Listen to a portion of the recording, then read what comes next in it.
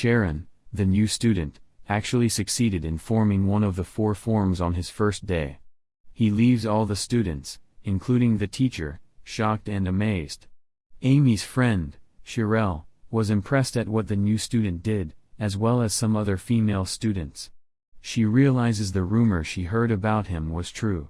The rumors say he has the attention of all the teachers in the Magic Academy as a whole. She asked Amy what she thought about all she said about him. Amy, in her mind, thinks it's dangerous to leave things the way they are, so she decided she would approach him secretly. The teacher thinks he is specially gifted in the omnipotence aspects. She wonders if he has spent his entire life training alone in the mountains. Sharon tells the teacher that the size shrunk by a lot. The teacher told him that it was true. She says that as the size decreases, so will the destiny also decrease as well. She continues her explanation to him further that with that kind of density level, most physical impacts will definitely not be enough to break his spirit zone. She added that the density would provide him with some level of resistance against mental magic attacks. The teacher commends him for what he has done. She asked him to dissolve his spirit zone, and he thanked the teacher. Everyone is very shocked at the sight of this because he is a new student. How could he have possibly acquired so much skill? He is indifferent as the shock of everyone is a huge surprise to him. Why is everyone shocked? The fact that he is a new student does not limit his abilities, and they should take note of that. Some of the students congratulated him on what he did. He wonders why everyone is looking at him, and then he leaves after dissolving his spirit zone. The teacher acknowledges his insight for completing the defense form as quickly as she had expected, being a new student and his first time doing it, considering he is a convergent type and has an unusually large spirit zone. The teacher knows that he is destined to succeed in that form no matter what. She plans to watch over him at the academy. Meanwhile, there were an innumerable number of gazes on him, but not all of them shared the same feelings. Their feelings toward him differ a lot. While some students begin competitions against him, some students, especially the female students, also show admiration and affection towards him. The feeling all around the school becomes two-sided. Some appreciate his magic while some practically detest him. Some students, mostly male students, show envy and jealousy towards him, and Amy, too, gives him a slightly creepy stare that could make a man pee in his pants. Amy does not hate him to start with, she's just curious and unsure about his person. The next day, there was another set of eyes casting a peculiar gaze on Sharon. Not long later, teacher Sienna enters their class, and everyone is surprised to see her. She does not really visit the class if there is nothing to pass across. She is the most dreaded of the teachers in the school, and that is known to everyone. Sharon recognizes her to be the scary professor that was present during the entrance exam, but what he did not know before was that she was actually the professor in charge of Class 5. But the reason she went out of her way to make him teach a class in Class 7 was so that she could teach Sharon herself. She had heard about him and would like to see the new student. She had also come with the intention of meeting him personally and assessing him after hearing of his first exploit in school. She looked at him under her pair of glasses and planned to get him promoted quickly. She was not trying to depict favoritism, he apparently deserves it. She wishes and would be happy to have him as a student of her class. He saw the teacher look at him, but he felt he was probably overthinking it. He was unsure as to where she had laid her gaze. Was she really looking at him? What could she possibly want? Does she detest him, or is it a positive feeling? He could not help but think about these feelings. However, he moves his attention off the thought as he might be overemphasizing unnecessary thoughts. Apparently, it is their first class, so the students ask her if she could tell them a fun story. One of them asked her if it was true that she was going out with Professor Thad, but she felt disgusted even with her. She considers them bold for being able to question her, as she has been remarked as a very serious lecturer who has no time for jokes. She ignores the question and begins the class. This is one form of her strict personality. Another teacher would have probably laughed over it and even joked about it with the students, but she was quick to trash the discussion, as her main purpose was to teach the class and also look out for the new student. She cast a spell that looked like ice and asked the students if there was anyone who could explain the theory behind the spell. None of the students in class could answer the question. All of a sudden, the class begins to get cold, and every student is shivering already, except the teacher casting the spell. She asked them what cold air is and what refrigeration is. She is a teacher who will not only speak for her students to understand, she is very ready to perform any form of experiment just so that they can improve and learn. One of the students complains that she is freezing. The teacher looks at her and responds to her that the fact that she is cold means that she lacks energy, but the words cold energy do not exist in this world. The students who are cold listen with rapt attention. Therefore, she said, while temperature can increase indefinitely, it cannot decrease indefinitely. She said a state where the energy hits zero is what is called absolute zero. She said if they steal just a little bit of the energy from the room they are inside, they can easily create things such as ice. But she asked that if they divided it up into many tiny particles and created a convection current, what would happen? She said that it would be very well possible for them to create temperatures that are cold enough to kill a person, just as they can probably tell from experience. So, since that is the case, she asked how does a mage absorb all that energy? She said further that how do they, without any tools or equipment, activate magic like that? So she had to demonstrate it on the board with chalk for them to see and to help them understand what she was saying better. So with a piece of chalk, she draws a big circle, which indicates the spirit zone, and a character inside the circle, which indicates a mage. She said that the mage controls the world that is within the spirit zone, and while, yes, it may be limited to a local area within it, the mage is a god. She said as they exert influence on the senses, be it creating light, smell, or physical feeling, the mage's special senses give them the special ability to rule reality. But even with this godlike ability, she said, what if they don't know what they are capable of doing?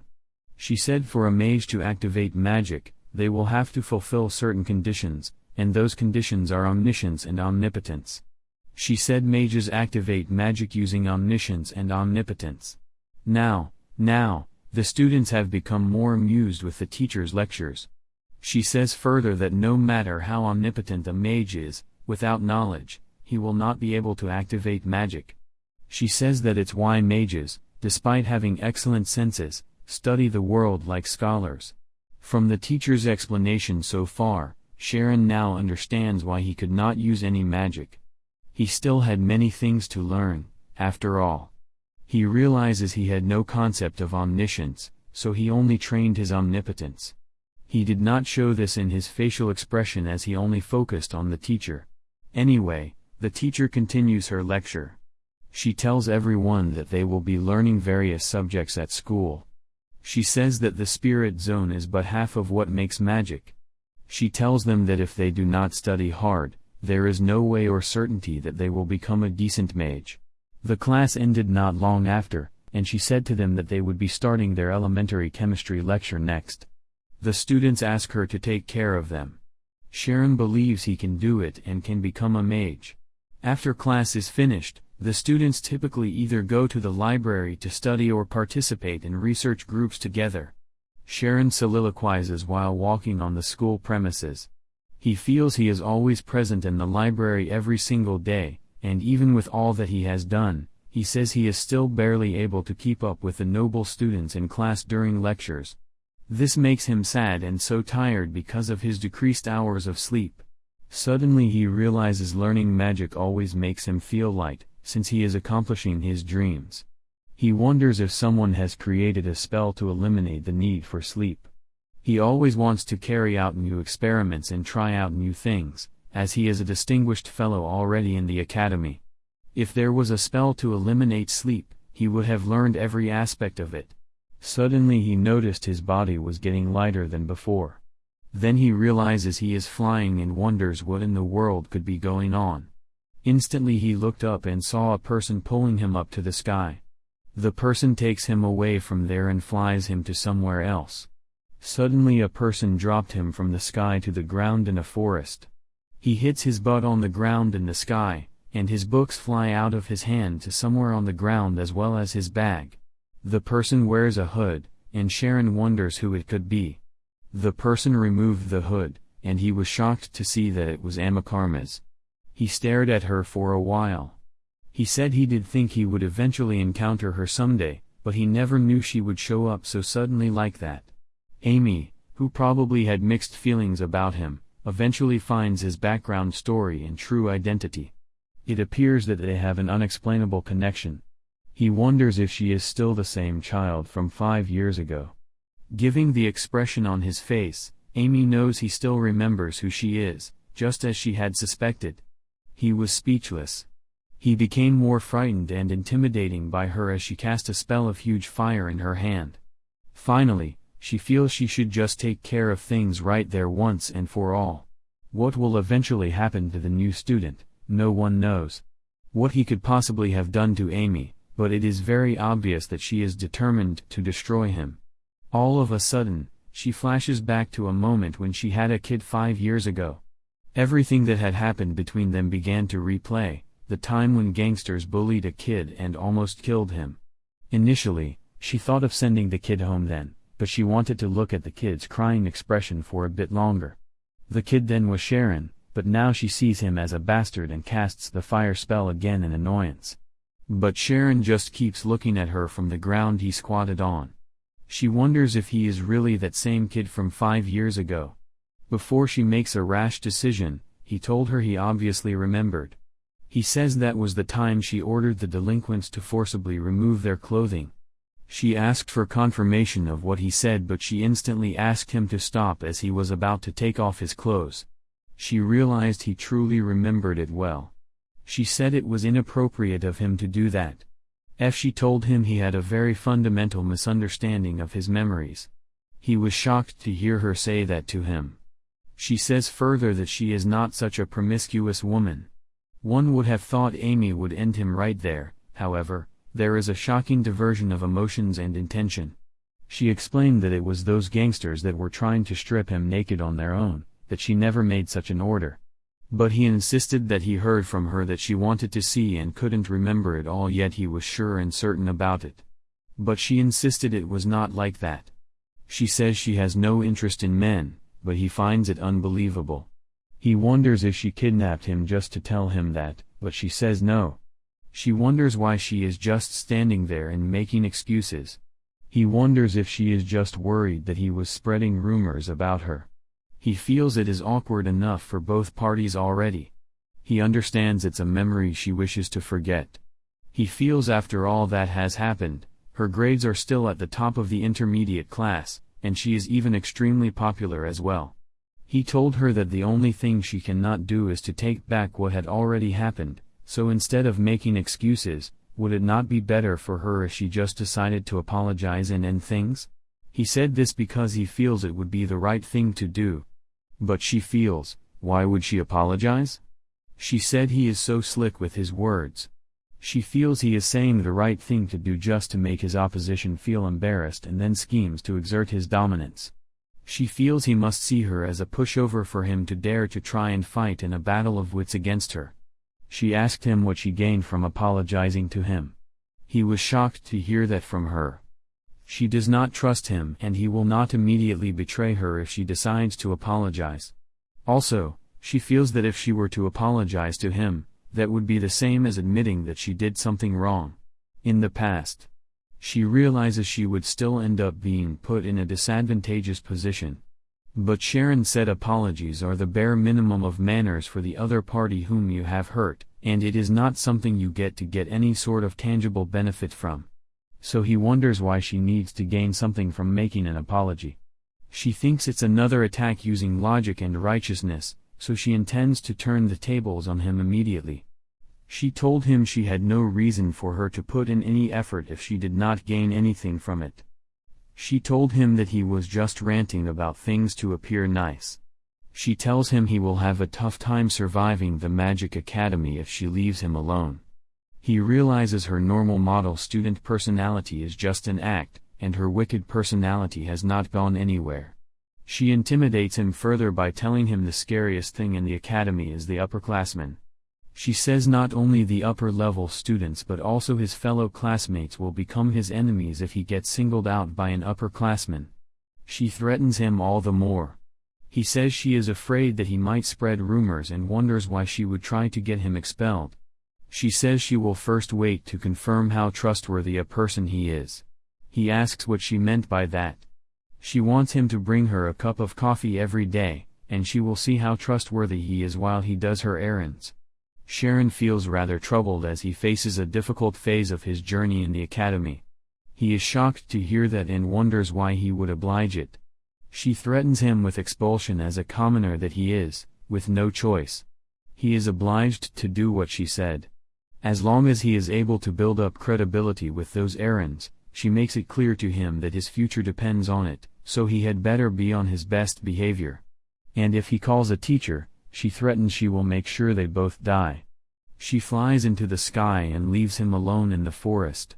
He thinks he would rather do what she asks of him than be expelled, although he feels it is unfair that he needs to do just whatever she wants him to do. It's already tough for him from the start. The next day at the first library, every student's eyes are on Sharon, who is holding a cup of coffee. They are shocked to see him bringing a cup of coffee to Amy. Sharon, on a normal day, would do no such thing, as he is known for a particular routine that he does daily, which is to visit the library and practice his magic. This has never happened before because they all know the kind of person Amy is. Amy's friend wonders and asks her how it all happened. She didn't answer her. Instead, she collected it and accused him of spilling a lot of it. Then she leaves to go and study, while her friend follows her. This attitude of hers annoys him. The students continue to gossip about the two on their way. Amy's friend thinks Sharon has an interest in Amy, but Amy says it's not like that, and she is just educating her junior. On the inside, Amy feels excited about humiliating him, but Sharon attempts to get revenge by calling her a pervert and a delinquent with the other students. But she is confident no one would believe him, no matter what he says. She wonders if there is anything as sweet as vengeance. Sharon is being laughed at by the students. He feels embarrassed and bullied. He wonders what he's done to her that's so bad. He feels infuriated. He realizes he will be the only one who loses out if he gets stuck on those negative thoughts. He does not trust her, since he had no choice. He made up his mind to do it perfectly. 10 days later, he came again with a cup of coffee, just as he had been doing for days now. This leaves everyone amused, makes them wonder in disbelief. They called him the Magic Academy's pure-hearted romantic. The students say he has confessed for 10 days straight without skipping a day. What a cute guy he is. Amy comes out and is happy to see that the number of spectators has grown. She feels that since there are many people, everyone should know what's going on by now. She deliberates on whether she should just bring everything to a close already or not. Her friend asks her when she's planning to accept Sharon. Amy asks her what she's saying. She asks why she would accept him and asks if she has forgotten who she is in the Magic Academy. But her friend says the rumors are rampant. She tells Amy she has never given other boys in the academy a glance, yet she has been accepting Sharon's cup of coffee for days now. She tells her everyone is ready and waiting for the birth of the legendary couple. Amy finds that shocking. Suddenly, Sharon stretches his hand to offer her the cup of coffee, as everyone shouts at her to accept him. He asks her if he had not spilled a drop this time around. It seems the situation was in Sharon's favor, but he wished she would hurry up and take the cup of coffee from him because there is a need for him to get to the library immediately. Immediately, she becomes very angry and wonders if Sharon is trying to win her over. The students curse for her to accept him. He asks her why she's not taking the cup of coffee from him because he needs to quickly get to the library. She becomes furious and out of rage. She pours out the cup of coffee. Amy is just a troublesome young lady who derives maximum pleasure in creating a scene, especially because Sharon had already found out about his identity and their connection. She yells and screams at him. Everyone is left in shock by her attitude and actions towards him. Amy asks if he thinks her heart would be swayed if he continues to bring her those things, and moreover, as a student, he should be studying and stop chasing after girls. She scolds him further and bans him from bringing her anything, including coffee. Amy's friend apologizes in her stead. She tells her what she did was too much. She asks her why she is like that and what would she do if. Weird rumors started popping up. Amy replies that she does not care, and since it seems as if he has nothing to do, and it will all be over if she just advances into the advanced class. The other students pity him as he kneels with his head facing downward. They know she is a cold-hearted person but never knew it was up to that extent. One of them even suggested that they report her for littering coffee. Sharon realizes he does not need to do this anymore, as Amy said to him, while the other students feel sad for him. He gets up, carries his bag, and is happy to be free. That evening at the first library, Amy is still angry about what happened. After all, she did try to prevent Sharon from making any weird rumors. She ended up being the one who created them instead. She now feels the need to end things before they get out of hand, but she feels that is not just what is important. Immediately, she activates the red eye of Karmas for her to be able to perfectly remember the state she was during the time of what transpired earlier between Sharon and her. For the past 10 days, Amy has been saving all of the images of Sharon completing his coffee deliveries. She notices his reactions on the first day were funny, and it was actually quite fun for Amy. But on the other 9 days, his eyes did not even flinch a single time. In fact, even his irises did not even move. She wonders what that could possibly mean. She says no matter how much he tries to hide his inner feelings, he can never truly hide that glint in his eyes. After all, he cannot control his automatic nervous system. But if that were to be possible, then that meant he could control his emotions like a machine, or he was being completely sincere. She instantly covers her book, and her friend asks if she is going already.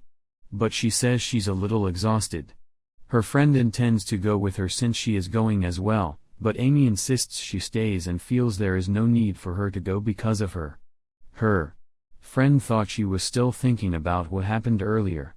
Amy yells at her that it's not like that. Her friend tells her to let her know if she has something left out to say, but she says she's fine and leaves. On the way, she feels so exhausted since it did not go as planned. Her mind is a mess. She wishes to get some rest. On her way, she meets Jake Ardius. Jake tells her he thought they would have to wait until midnight before she's done, but Amy wonders if he's too idle to even have the time to wait for her.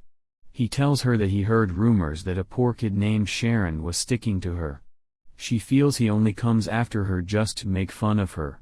He says she thought wrong and offered her the highest quality civic coffee that she cannot even get anywhere in the academy. She wonders what he's doing by offering her the coffee. He tells her he is courting her, rather than Sharon.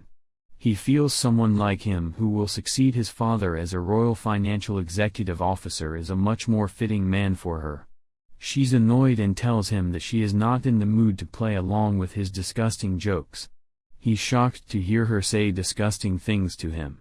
She feels they are not even that close enough to be having such a conversation.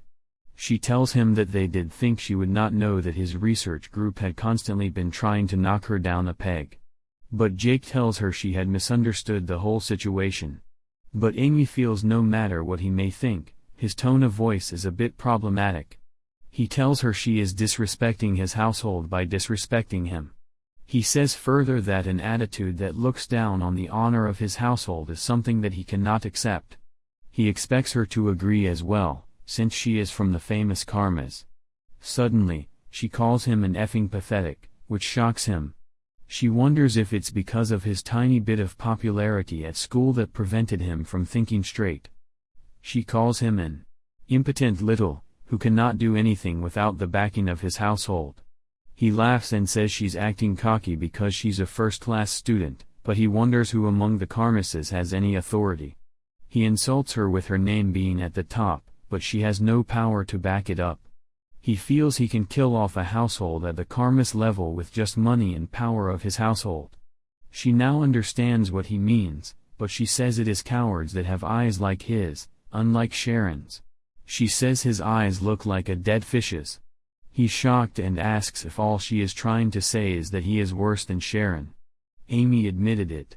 He feels insulted and threatens Amy that he will eliminate Sharon or make sure that he will not be able to use magic within a day. As he was talking, Amy became infuriated with what he said and poured away the coffee cup in his hand. In anger, he becomes angry and calls her all sorts of names. He had never been that angry before, as his eyes were full of rage and disapproval. Amy was enraged by what he said, that he would harm Sharon. She uses her magic in anger. Jake was surprised to see her form a four-way formation so quickly. He quickly tells her that she does not know that using magic is a violation of the Magic Academy's policies. She burst into laughter and wondered what a mere small fry like him would do. She tells him Sharon is not a little, like him, who only relies on his household. She says Sharon is someone who can take responsibility for what he does. She bets Jake will not be able to measure up to his toes within half a year. He is mad but notices Amy has filled up the area with oxygen, and she will set him aflame the moment he tries to enter his spirit zone. There is no way he can face off in the first place in the intermediate class. But he definitely plans to get his revenge for the humiliation. Immediately, he ran away and told Amy to just wait for his revenge. Amy only ignores this, as she is convinced that she will take care of him if the worst should come. After he left, Amy calmed down. She feels it has been a while since she has been so agitated and wonders why she did that. She feels it's because Jake threatens Sharon or she's just scared about being revealed. For a moment, she felt sad that Sharon would not be showing up starting from the next day to give her coffee and to send him on his errands, yet she is happy. Her head feels cleared up already. A few days later, Amy's friend comes to give Sharon a letter, which she thinks Amy has received because she could not find her. She looks sad. Sharon collected the letter and read the letter.